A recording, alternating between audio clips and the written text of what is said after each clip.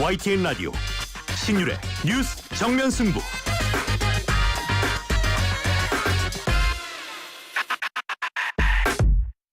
예, 3부에 이어서 신율의 뉴스 정면 승부 4부 여의도 청년 정치 이어갈 텐데요.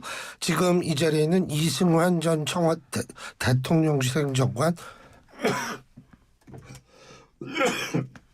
죄송합니다. 박성민 전 더불어민주당 최고위원 두 분과 함께하고 있습니다. 자, 네. 3부 마지막에 네. 무슨 얘기 하려고 했던 거 기억나요? 일단 두 가지는 확실히 하고 가야 된다라고 했는데 우선 이게 김건희 여사 건이 터지니까 이 부분을 물타기 하는 거 아니냐. 예. 김정숙 여사 건으로. 근데 아니 전혀 아닙니다.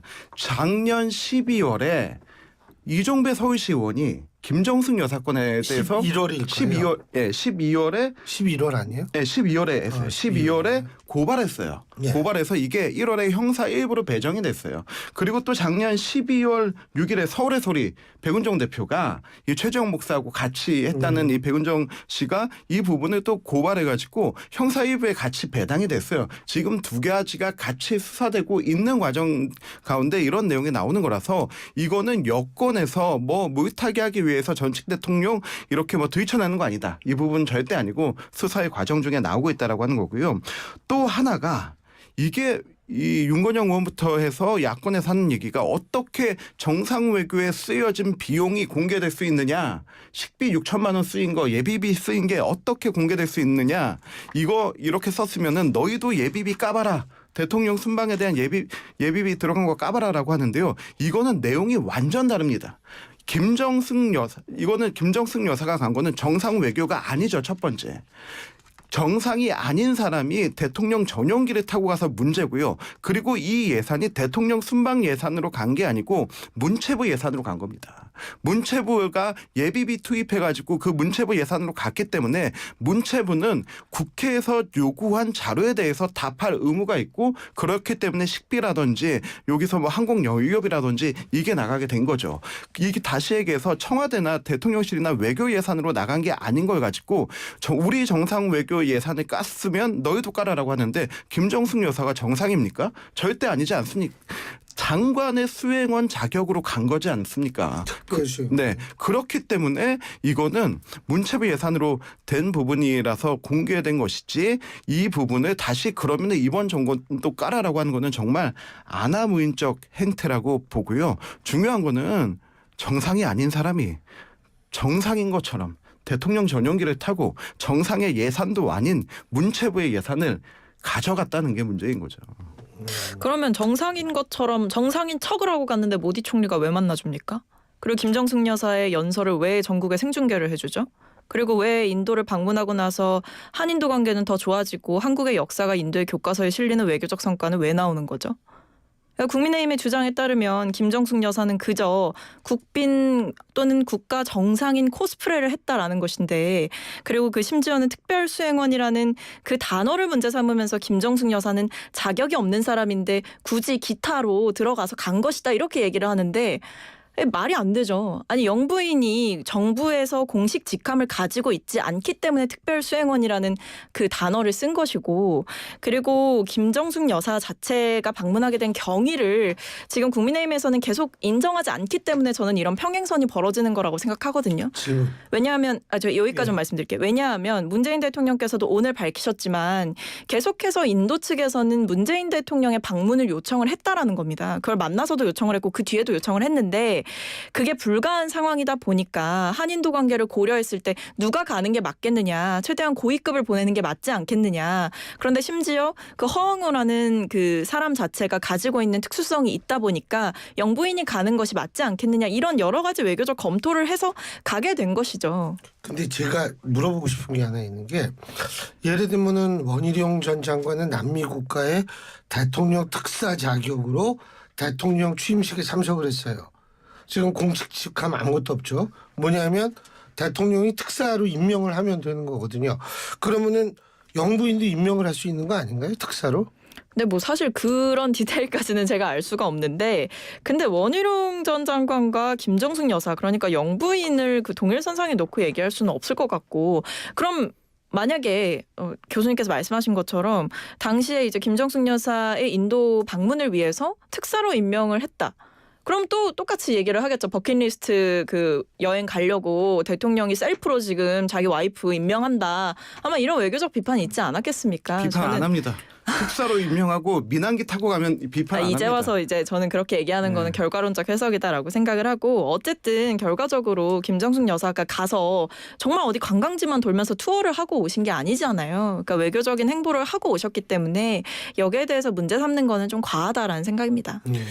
이게 또 하나 확인하고 가야 될 게 김정숙 여사가 인도 도착했을 때 인도 외교장관이 우리는 장관급만 오셔도 좋은데 이렇게 높은 분이 오셔서 놀랐다라고 하는 반응을 확실하게 보였고요. 그리고 아니 근데 그때 김정숙 여사가 무슨 얘기를 했는지 기억이 나는 게 아니 그때 우리 밥 먹을 때 장관께서 아이고 여사님이 오시면 더 좋을 것 같다라고 얘기를 해서 왔다고 얘기하는 거. 그 얘기도 있었고요.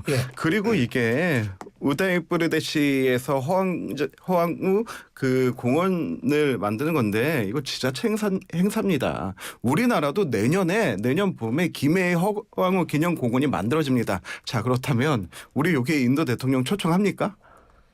초청한다고 옵니까? 그리고 그때는 문재인 대통령 다녀간 지 4개월 됐는데 그 지자체 행사에 대통령 초청합니까? 안 하죠. 우리도 인도에서 장관급 정도만 와주면은 좋은 행사고 그리고 그 허황우 기념공원 앞에 그 기념비에 이렇게 써 있습니다. 도종환 장관하고 그 우다이프르데시의 주지사의 이름 2개가 써 있습니다. 정말로 영부인이 가서 그렇게 대우를 받을 거면 영부인 이름 썼어야죠. 근데 저는 그리고 그 기념공원 간 것뿐만 아니라 이제 디왈리 축제 기간이었잖아요. 그러니까 인도에서 힌두교 그 관련한 가장 큰 축제가 있었던 기간이기 때문에 국가적으로 이벤트가 있는 기간이었고 그렇기 때문에 처음에 문재인 대통령에 대해서 좀 와달라라고 이야기를 한 게 단순히 뭐 기념공원 문제뿐만 아니었겠죠. 자, 알겠습니다. 화제를 좀 바꿔보죠. 김건희 여사 문제 검찰 소환할 모양이에요. 이원석 총장의 뉘앙스를 보면 어떻게 보세요? 이원석 총장이 소환할 것 같다라고 하는 뉘앙스는 지인들한테 이제 했던 얘기가 나가서 했던 거고 저는 이원석 총장이 지난번 출근길에서 특혜도 없어야 되고 성역도 없어야 된다라고 했는데 그 말 그대로 하면 될 것 같습니다. 어제 이제 최재형 목사가 2차 검찰 조사에서 무슨 얘기를 했는지가 이제 밝혀졌는데 여태까지는 전부 다 이거 내가 뭐 청탁용으로 준 거다. 조사 들어가기 전에는 그렇게 얘기했는데 어제 조사하고 나오면서 나 청탁용으로 준 거 아니다. 샤넬 화장품 준 거는 그 대통령 취임 기념 만참 초대에 대한 감사의 내용이고 그리고 백을 준 거는 김건희 여사에게 무엇을 청탁하기 위한 것이 아니고 김건희 여사를 만나기 위한 수단으로서 쓴 것이다. 그거는 본인이 걸릴까 봐 그러는 거 아니에요? 네, 아무튼 본인이 그렇게 증언을 했어요. 본인이 그렇게 증언을 했고 이거는 일반 선물용을 준 것이지 내가 무슨 대가를 바라서 청탁용으로 준 것이 아니다라고 본인이 그렇게 얘기하는데 이 사건의 고발인인 서울의 백은정 대표가 아니다. 이런 거 청탁하기 위해서다라고 옆에서 이제 얘기를 하고 있는 거죠. 이 결과가 나왔는데 여기에서 김건희 여사를 처벌할 수 있는 규정이 무엇입니까? 물론 확인해야 되고 물어야 될 것이 있을 수 있죠. 그렇다면 그걸 다른 방법으로 하면 되는데 이 야당이 주장하는 것처럼 소환하고 포토라인 앞에 세워야 된다라고 하는 것은 오히려 대통령 부인이기 때문에 역차별받는 현상이 있을 수가 있는 겁니다. 검찰이 소환해서 조사한다는 것은 혐의가 인정됐고 기소하기 위해서 한다는 것인데 이걸로 처벌할 수 있는 내용이 없다면 저는 그 원래 법과 그 있는 절차의 원칙대로 가면은 소환되지 않을 거라고 생각합니다. 예. 소환해야 할 이유는 뭐 차고 넘친다라고 저는 생각을 해요. 일단 명품백 받은 의혹에 대해서는 일단 준 사람은 계속 조사를 받고 있잖아요. 근데 받은 사람은 한 번도 안 부르고 사실관계도 제대로 묻지 않는다? 저는 그럴 일은 아니라고 생각하고 그리고 지금 계속해서 공개되고 있는 그 메신저의 대화 그러니까 최 목사와 김건희 여사 간의 대화를 보게 되면 뭐 여러 가지 막 부탁을 해요. 최 목사가. 근데 예를 들면 이런 거죠. 뭐 전직 미국 연방의원 협회가 방한한 다음 날에 최 목사가 메신저를 통해서 여사님께서 공식적으로 접견을 하시거나 대통령 내외분이 함께 접견을 하시면 좋겠다. 이런 구체적인 이야기를 하니까 긍정 검토를 한번 해보겠다 이런 답변이 온다라는 거죠. 그리고 그 이전에는 이미 선물이 오갔던 상황이었고 그렇기 때문에 고가의 선물임을 알고 받았고 왜냐하면 사진을 찍어서 최 목사가 만나기 전에 보냈기 때문에 고가의 선물이 있다라는 것을 알고 있었고 그걸 심지어 만나서 받았고 그 다음에 더 나아가서는 대통령이 직무와 관련한 청탁을 여러 차례 받았기 때문에 이런 사안들에 대해서 긍정적으로 응했던 것 아니냐 이런 사실관계를 따져보기 위해서라도 소환 조사는 필요하죠. 그리고 주가 조작 문제와 관련해서도 그 지난번에 서면 조사 한 번으로 끝날 일은 아닌 것 같고요.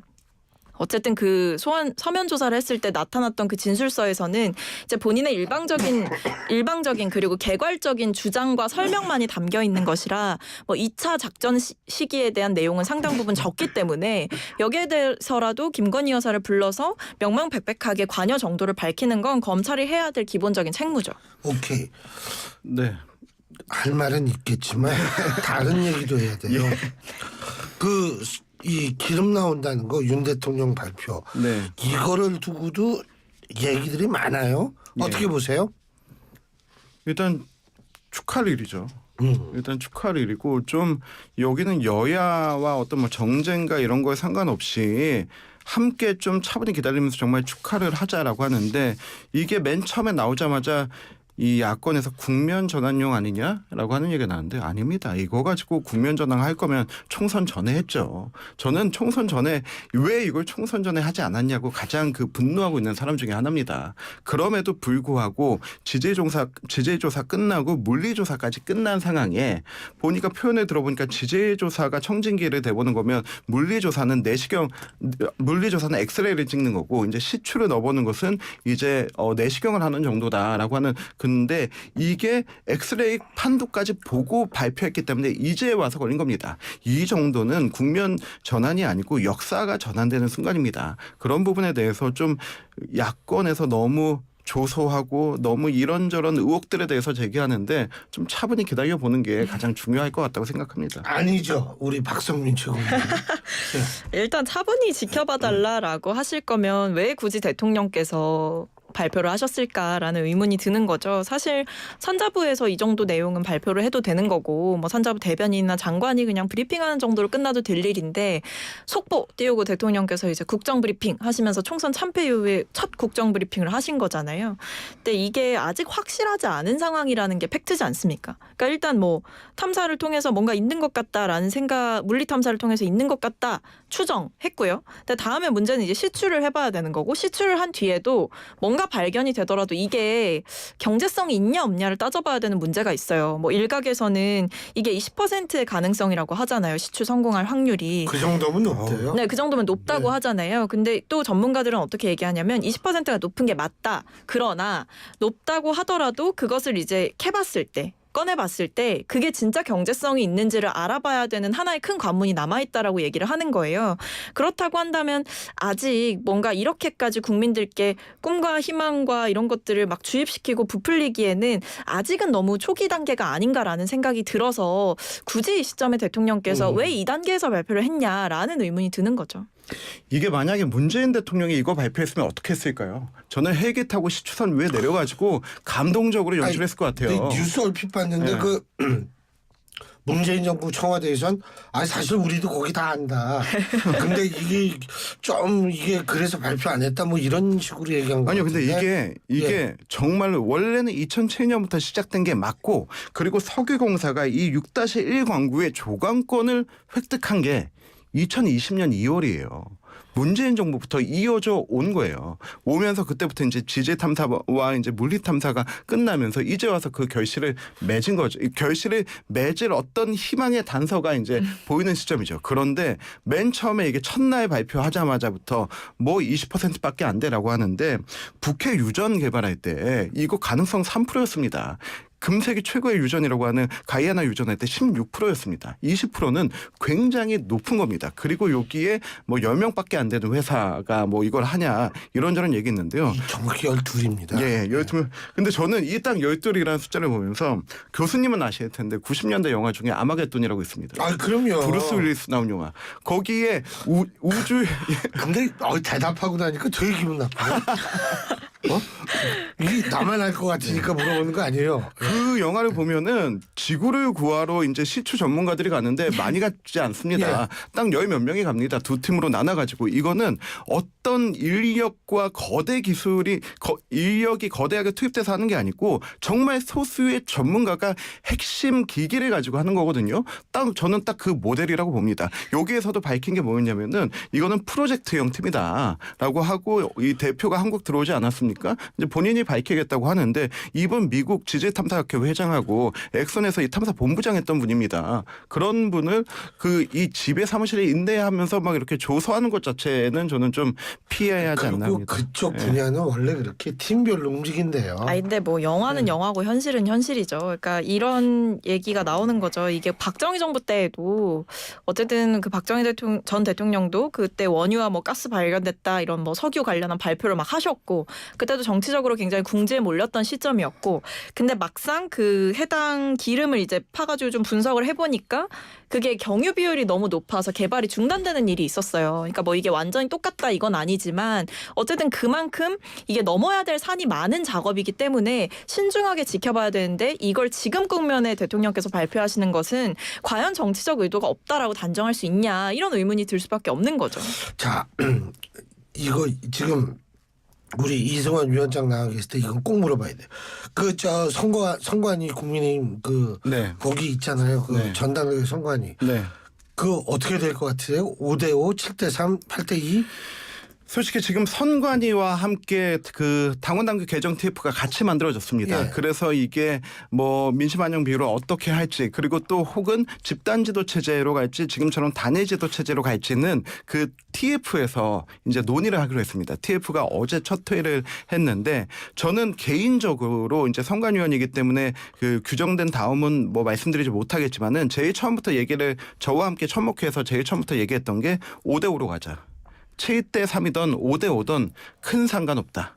왜냐하면 우리가 어차피 여기에 역선택 방지 조항이 들어가고 우리를 지지해 주시는 분들께 물을 거기 때문에 7대 3이던 5대 5던 큰 반향은 없을 것이고 다만 우리가 국민 앞에 더 처절하게 새로워지는 모습을 보여드려야 된다. 화끈하게 5대5로 가자. 그게 화끈하게 5대 5로 가자 이 얘기였고 여기에 대해서 오세훈 시장은 그렇다면 100% 갈 수도 있다라고 했던 거고요. 그리고 또 하나 집단지도 체제로 가자. 라고 얘기를 했는데 지금 거기에서 처음에는 집단지도 체제에 대한 거부감이 굉장히 컸습니다. 그러다가 하이브리드 지도체제에서 황우여 대표가 3명 정도는 최고위에서 그 당대표급으로 같이 올라가고 하다가 오늘은 이제 2인 정도 또 얘기가 나오고 있는데요. 이게 계속 그 여지들을 보이고 있거든요. 그래서 이런 부분에 논의를 좀 지켜봐야 되고 또 저희가 같이 얘기했던 게 세 번째 우리도 전당대회 8월 달에 하자. 8월 달에 해서 민주당은 어차피 이재명 대표가 연임되면서 일극주의가 다시 한번 강조되고 새로운 변화가 없을 텐데 우리는 새롭게 보여주자.